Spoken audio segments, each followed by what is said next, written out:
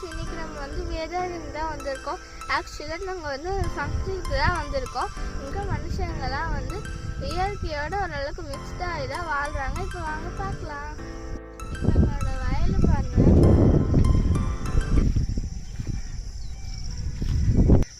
Okay, இங்கே வந்து உளுந்து விளைச்சிருக்காங்க.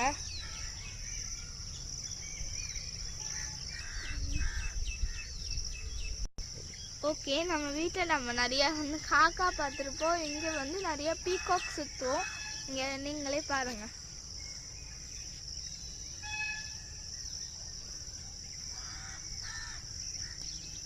கிட்ட போய் எடுத்து அது போயிருன்றனால நாங்கள் உங்களுக்கு ஜூம் பண்ணி காமிக்கிறோம்.